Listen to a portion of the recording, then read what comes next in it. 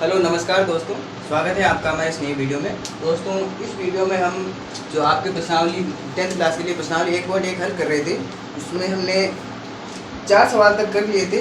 अब उससे जो आगे वाले सवाल हैं 5, 6 और 7, वो तीनों हम सवाल हम हल करेंगे।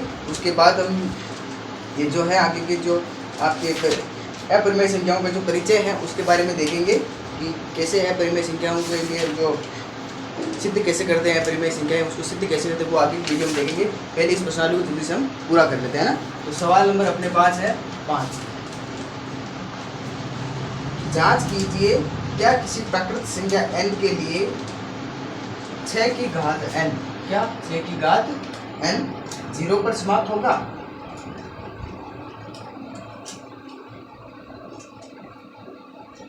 क्या पूछ सकता है इसमें, देखिए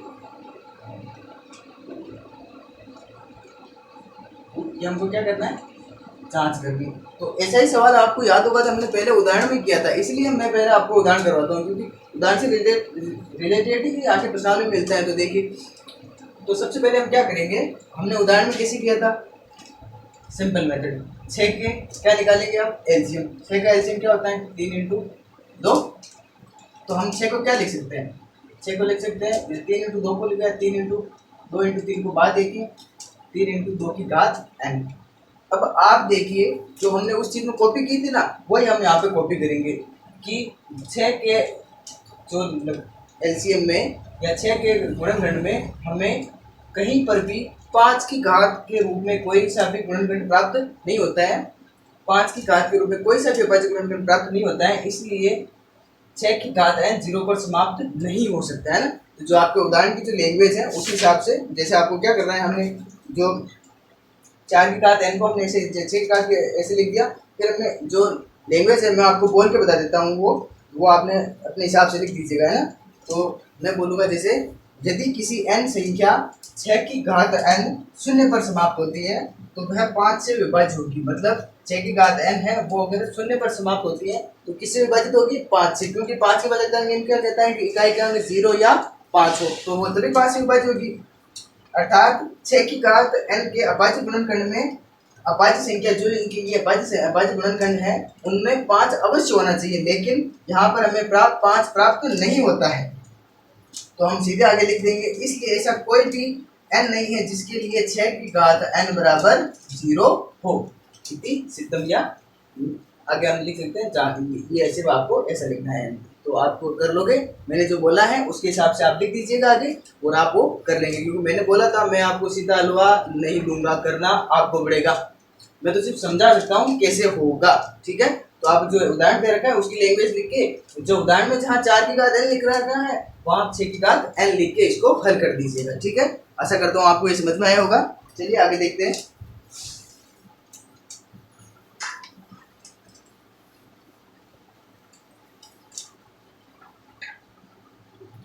हाँ, चलिए अब आगे का सवाल देखते हैं। सवाल नंबर 6, व्याख्या कीजिए कि 7 इंटू 11 इंटू 13 प्लस 13 और क्या दे रखा है, 7 into 6 into 5 into 4 into 3 into 2 into 1 plus 5।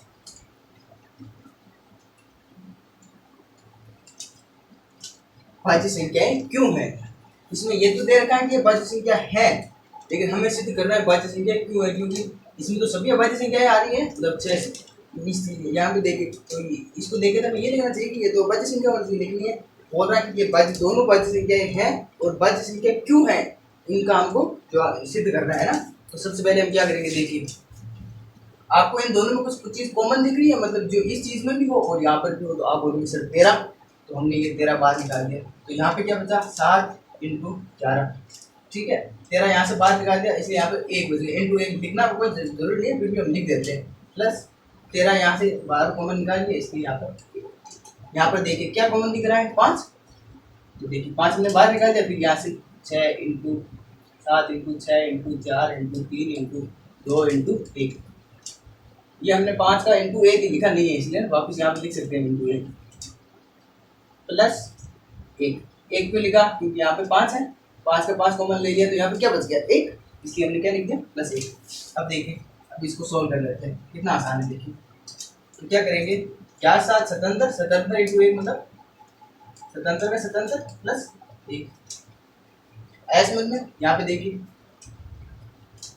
अब आप चाहे तो ऐसे सीधा भी लिख सकते हैं, लेकिन हम इसको हल करके लिख देंगे। बाकी हमें इसी तो हो गया अभी कि देखियो यहाँ पे गुणनखंड 2 है, एक तो 13 है, एक भी होगा, एक ये जो चीज आएगी वो भी इसमें हो गया, इसलिए ये अभाज्य संख्या नहीं होगी। क्यों? अभाज्य संख्या पूरी भाषा क्या कहती है, जिसके दो या मतलब जिसके केवल दो ही गुणनखंड हो, एक तो एक और एक वो स्वयं। लेकिन हमें यहाँ पे ये देखते ज्ञात होता है कि यहाँ पे एक तो होगा ही, 13 भी होगा, और जो अंक आने वाला है वो भी इसका भाज्य गुणनखंड होगा, इसलिए यहाँ पे ये संख्या क्यों हो जाती है भाज्य। लेकिन हम इसको सोल्व करके लिखते थे पहले, है ना।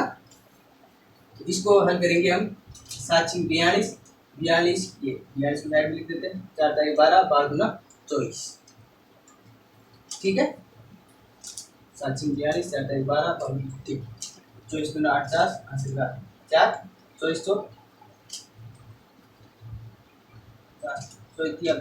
24 तो 96 और 400, 108 प्लस 1, देखिए ये क्या बच जाएगा, 1009, ठीक। अब देखिए अपने पास, और यहाँ पे क्या बच जाएगा, 13×78। अब देखिए, अब 13×78 हम इनको 1 भी लिख सकते हैं, और यहाँ पे 5×1009 ये भी लिख सकते हैं। तो एक तो ऐसे किसी भी चीज़ में लिख सकते हैं। अब हमें अभाज्य संख्या की परिभाषा क्या कहती है कि या तो उसमें, अब यहाँ पे अभाज्य संख्या कितनी है, 1 के 13, 1 ये जो हम इसको गुणा करेंगे ये अभाज्य संख्या नहीं आएगी। क्यों नहीं आएगी, क्योंकि हमने इसके अभाज्य गुणनखंड किए, तो हमें क्या प्राप्त हो रहा है, 1 तो 13, ठीक। अब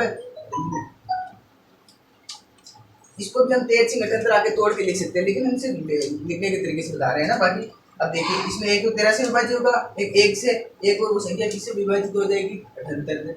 इसमें देखिए 5 से भी होगा, 1009 से भी हो जाएगा, और एक से भी हो जाएगा। 3 संख्या आ गई। अभाज्य संख्या की परिभाषा क्या कहती है, या तो 2 या 2 से अधिक संख्या नहीं आनी चाहिए, जबकि अपने पास कितनी आ गई, 3 आ गई, इसलिए ये अभाज्य संख्या नहीं है, इसलिए ये भाज्य संख्या होगी। क्यों होगी, क्योंकि आपको ये क्यों होगी, इसके लिए जवाब के लिए आपको ये चीज सिद्ध कर देनी है ना, ये चीज दोनों लिख देनी है। और यहाँ पर ये दोनों हो जाए अलग अलग पेज में, पहले आपको ये लिखना पड़ेगा फर्स्ट स्टेप, फिर लिखोगे आप सेकंड, फिर आपको थर्ड में लिखना पड़ेगा, चूंकि इन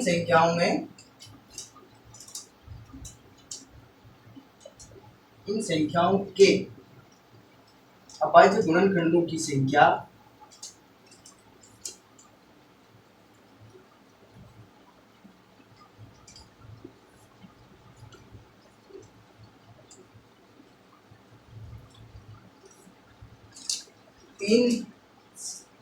यहाँ पे ले लेते हैं ना, 2 से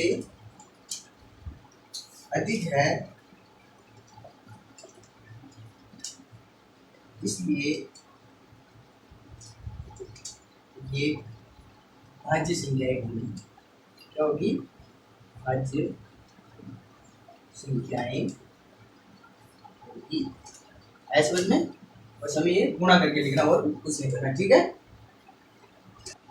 हाँ, तो ये सवाल आपको समझ में आया होगा। अब चलिए आगे वाला सवाल, लास्ट सवाल देखते हैं होता है ना। देखिए देखिए कितनी जल्दी से हमने प्रश्नावली कंप्लीट कर ली, ठीक है। अब देखिए 7वां सवाल, पहले पढ़ के बता देता हूँ। किसी खेल मैदान के चारों ओर एक वृत्ताकार पथ है, इस मैदान का एक चक्कर लगाने में सोनिया को 18 मिनट लगते हैं, जबकि इसी मैदान का चक्कर लगाने में रवि को 12 मिनट लगते हैं। मान लीजिए वे दोनों एक ही स्थान से चलना प्रारंभ करके एक ही दिशा में चलते हैं, कितने समय बाद वे पुनः प्रारंभिक स्थान पर मिलेंगे। जैसे ये क्या है, ये एक वृत्ताकार मैदान है ना, ठीक है।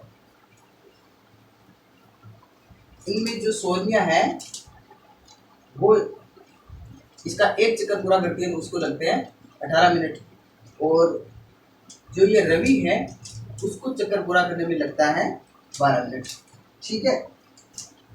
तो आप देखिए, अगर ये दोनों एक साथ चलना प्रारंभ करें तो सबसे कम से कम समय में, एक कम से कम कौन सा समय आएगा जब वो दोनों एक साथ मिलेंगे। तो कम से कम की बात करें तो क्या निकालना पड़ता है हमको, याद है आपको, मैंने बताया था कम से कम की बात करें एलसीएम निकलेगा, कम से कम की बात करें एलसीएम निकलेगा, ठीक है।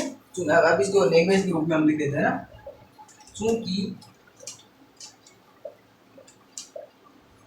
सोनिया को चक्कर लगाने में मिनट, चक्कर लगाने में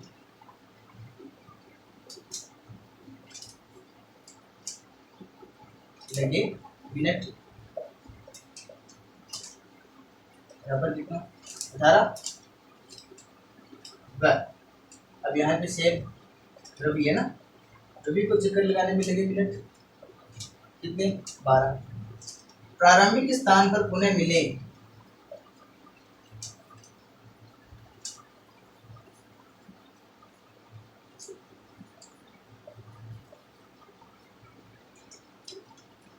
पुनः मिलने में लगा कम से कम समय, कम से कम समय। उसके लिए हम क्या करेंगे 18 और 12 का निकालेंगे एलसीएम। ठीक है, एलसीएम निकालेंगे। इसका भाग देंगे पहले 2 का, 18 में 2 का भाग गया 9, 12 में गया 6, फिर वापस 2 का देंगे, ये 3, ये भी सॉरी ये तो 9 का 9 आ जाएगा, ये आएगा 3। फिर देंगे हम 3 का भाग, 3 दिया 9, 3 एकम 3, फिर देंगे वापस 3 का, 3 एकम 3, 3 एकम 3। तो क्या आया इसका एलसीएम 2 × 2 × 3 × 3, 3 दिया 9, 9 दिन 18, 18 गुना 36 मिनट। ठीक है, अब इसको ये तो लैंग्वेज की फॉर्म में हम जो लॉजिक लगा के समझे तो भी समझ सकते हैं। देखिए कैसे कि 18 मिनट रवि चलेगा 12 मिनट पर। ठीक है, तो जैसे ये रवि चक्कर किया, रवि आ गया 12 मिनट में यहाँ पर, तब 12 मिनट होंगे तब तक सोनिया लगभग यहाँ पर आ जाएगी, मतलब सोनिया को 12 मिनट लगने में क्या यहाँ पर आ जाएंगी तब तक वो। फिर आगे ये जो फासला है वो रवि तो फिर से चलना लग जाएगा, फिर से चलेगा तो वो यहाँ पर आएगा तो 24 मिनट हो जाएंगे, और सोनिया यहाँ पर आएगी, ये पहला सोनिया का चक्कर हो जाएगा 18 और 24 तक यहाँ पे आ गया, फिर ये फिर से चलना शुरू होगा, ये 3 चक्कर काट लेगा तब तक क्या आएगा 36। उतने समय में सोनिया केवल 2 चक्कर ही काट पाएगी। कितने चक्कर 2 चक्कर ही काट पाएगी, वो भी कितने पे आ जाएगी 36 पर। तो दोनों कम से कम समय में कितने टाइम पर मिलेंगे 36 बार, क्योंकि जब तक रवि 3 चक्कर पूरा कर चुका होगा तब सोनिया 2 चक्कर ही पूरा करेगी। ठीक है, क्योंकि सोनिया को टाइम ज़्यादा लग रहा है, 4-4 मिनट का फासला है इसलिए, है ना। तो देखिए क्योंकि ये देखिए कैसे बराबर हो जाएगा, इन दोनों के बीच में 4 का फासला है, इसको लग रहे हैं 6 मिनट का, है ना, 6 मिनट का फासला है। तो पहले चक्कर में 6 मिनट का फासला, दूसरे चक्कर में 6 मिनट का फासला, 12 मिनट का हो गया। 12 मिनट का होते ही ये रवि के बराबर हो जाएगी, इसलिए ये तीसरे चक्कर में रवि के बराबर आ जाएगी 36 मिनट। मतलब 36 मिनट वो मिनट होगा जब ये दोनों एक साथ वापस मिल जाएंगे, मतलब पुनः प्रारंभिक स्थान पर एक साथ मिलेंगे। ठीक है, तो ये अपने ये प्रश्नावली कंप्लीट हो गई, प्रश्नावली 1.1, और आपके सहयोग से इतनी जल्दी से हमने ये कंप्लीट कर ली। अब हम आगे देखेंगे इस प्रश्नावली के बारे में। पहले